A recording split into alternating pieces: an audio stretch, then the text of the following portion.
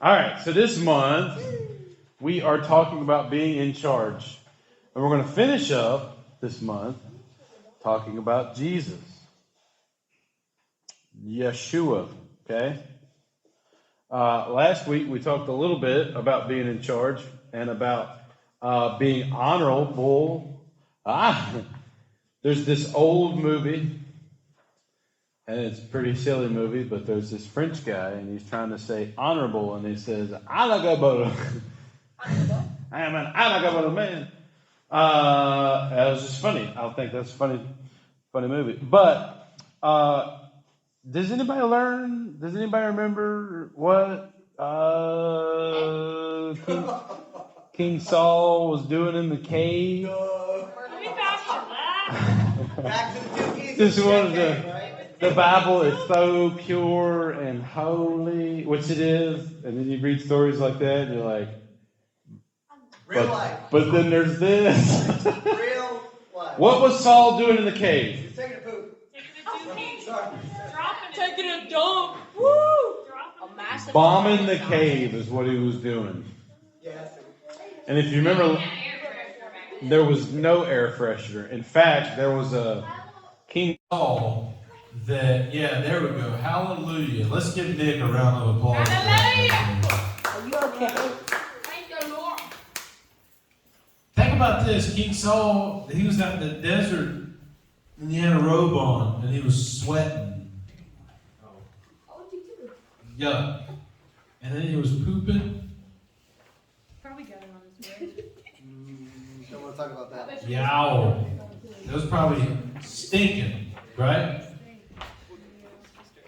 But yet, in spite of all of that, David still chose to be honorable, and he just cut off a piece of his robe to show him afterwards to prove that he was doing the honorable thing by allowing God to deal with King Saul and not David taking it into his own hands. That was the idea. But it was to show that David crept in at the most vulnerable time of your life as you're pooping. It's the most vulnerable. It's like, remember the first Jurassic Park? The lawyer comes to install. If you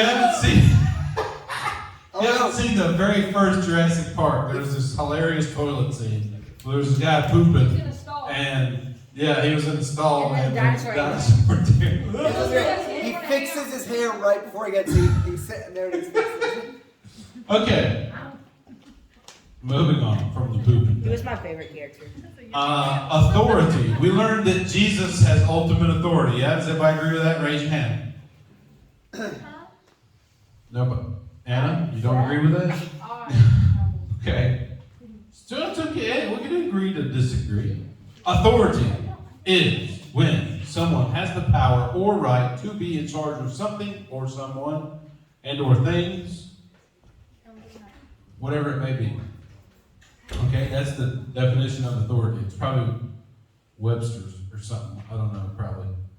But we are going to talk about how authority can affect us today.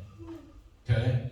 And how our authority within our lives can relate to Jesus' authority. Okay? Now, contrary to what you may think, you have more authority than you realize. Let me preface this with not carnal authority, but kingdom authority, okay? Authority within the kingdom of God, all right? So, now we're going to do a fun game. Does everybody have those pieces of paper? Yes. All right. Yes. Take the pieces of paper. All right, and each individual one, ball it up. Okay? Yeah. All right. Ball it up. They're going to be rather small pieces of paper, but all right. So, what we're going to do, once you get them balled up, I'm going to ask you some questions. What, how many do we do? I don't know, 5 or 6. You may not answer all of the questions, but you probably will. Okay. And what these are going to be is authority questions. I got three. You got three too? They're questions of whether or not you have authority in your life. All right. Are we ready? No. What I want you to do is if. Not yet. Okay. If. I'm going to show you. No. If you have the question answered to yes, you would throw the paper ball at me. Yes. Right? Woo! And if it is no, you would not. I'm throwing. Okay? All right. Oh, wait, Yeah, don't hit the phone. If a piece of paper hits it, it should be fine. Yeah, just don't hit it with your hand, Tabor. Put your arm. Might I remind you, if you step in front of the camera, we have to blur your face, okay? Oh, so much. We're going to put this neat little reGen logo over your face. It's not, I'm gonna switch it just because you keep on saying that. It needs to be a reGen logo. All right, now, if you have ever chosen what clothes to wear to school, throw a paper ball at me. Chosen what? So close. What? It's seated. All right. What about what you say? If you decide the words that come out of your mouth, throw a paper ball at me. Good Lord, y'all are horrible shots. I hit you. What do you mean? It's like, bang, right in the back. I still missed it. Okay. I still got you. Okay, now you're blocking my way. I might hit your head if you guys If you get to regulate the comments on your friends' Instagram posts. Wait. What does that mean? I don't know. That's just what I Wait, you can. don't. Probably yes. If you have Instagram, just throw a You ball. can report their Good Oh my God. Great shot there, Seth. good thing you're like a not football thrower. I was the quarterback for my team. I mean, was. Keyword was. All right. If you have ever babysat or been responsible for watching someone younger than you. Thank you, ladies, for I got him. Let's go. so cooperative. Well, what All question right, is this? last one. If you chose to came to church tonight, King. throw a paper. Transmitting. It should be everybody.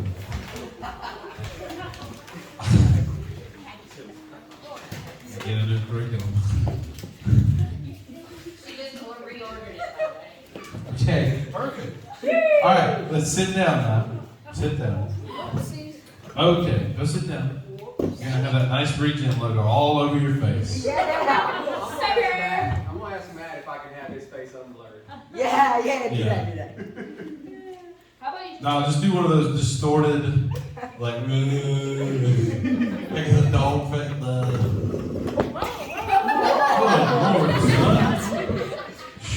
All right. Now, Try to kill me. you have authority over yourself right now, yes? No. You do. And only you, believe it or not. That's your fault. Does Satan have authority over you? No. Does God have authority over you? Yes. Are you sure? Yes. 100%. Because he gives supreme authority. What type of authority? He has ultimate decisive authority, but does he have authority over your life? Yes.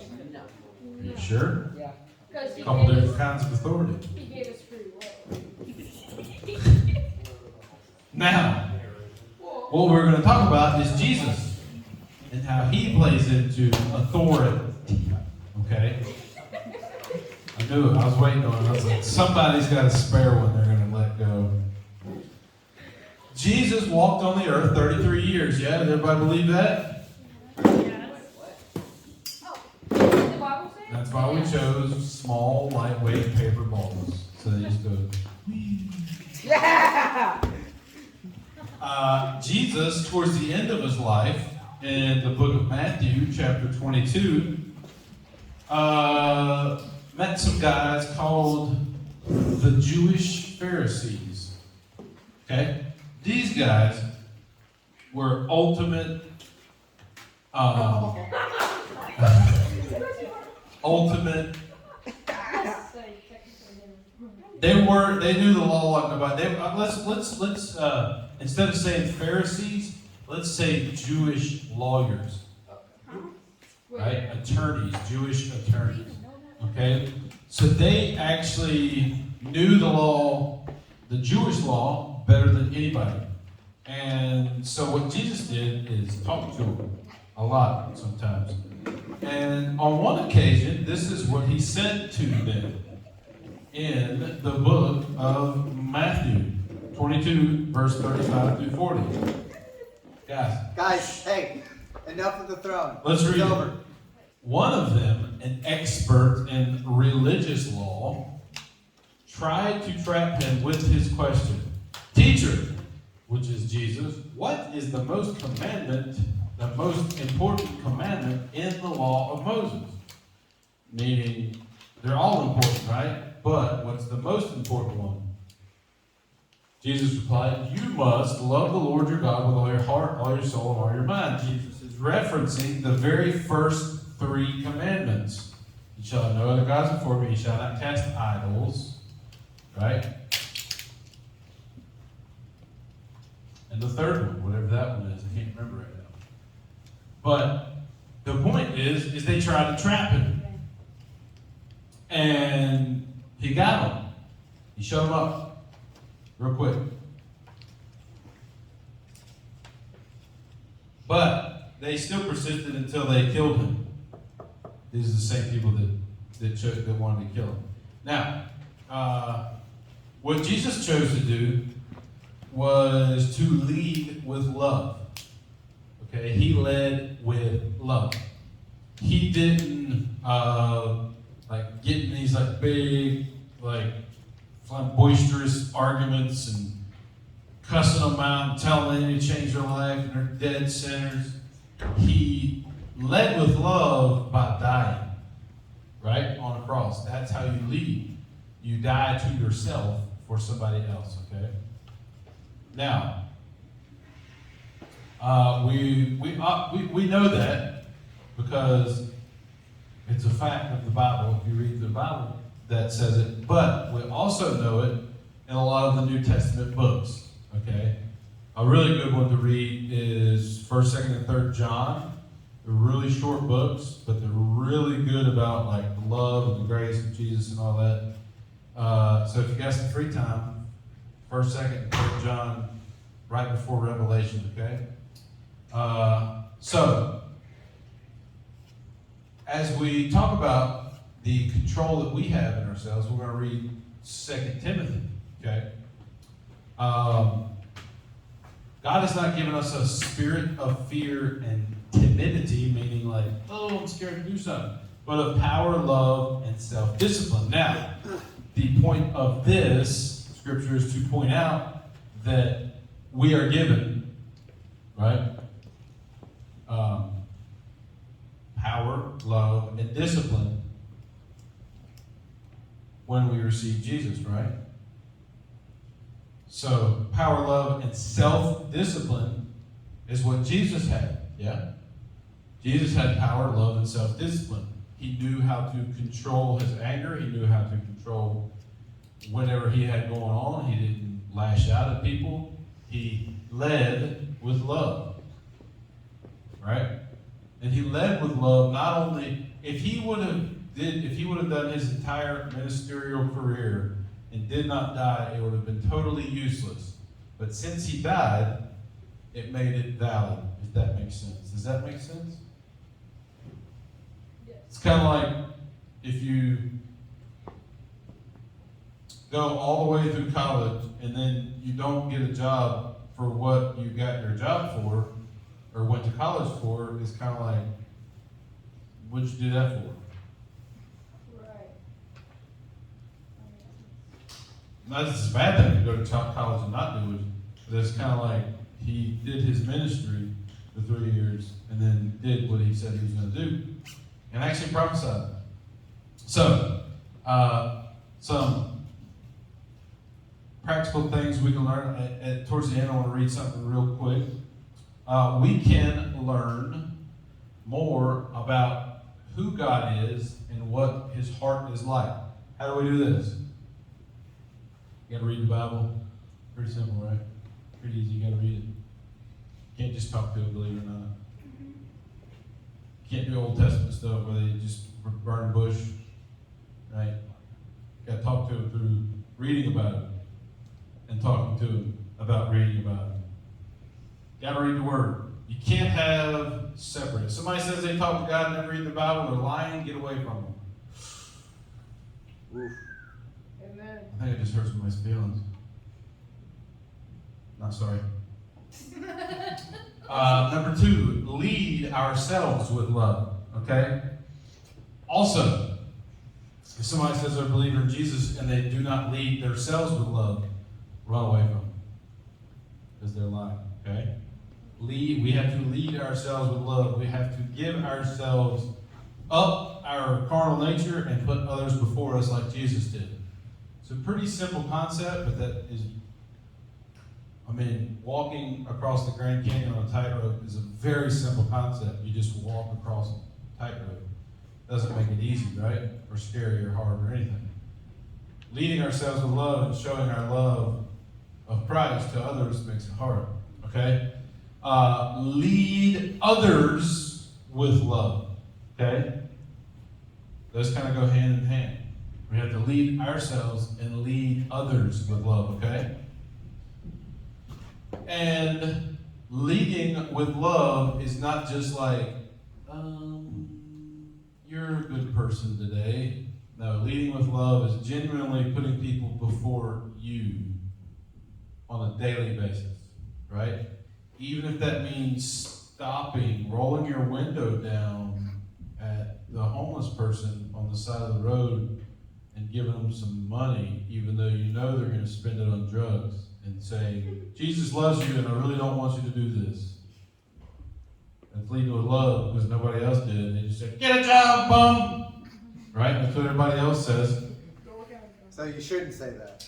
You shouldn't say, get a job, bum. You should say, Jesus loves you and He wants you to get better or whatever. Right? That's leading with love. Okay? All right, so as we go into small groups, this is a question that we want to talk about. Who is someone that you know who leads with love? And you can cop out and be like, Pastor Darrell leads with love, or Dawn leads with love, and Bob leads with bread, or whatever. It's to the heart. Yeah, it's hard. It's so good. But yeah, it's someone that you know, and it could be, and it's okay if it's one of your parents. That's okay if they lead you with love. That's okay. There's nothing wrong with saying that. But as you get older, there's other influential people in your life that will develop that lead you with love, and you'll know it because they'll be the only ones around you doing it. Okay. So, as we go into small groups, who is someone you know who leads with love?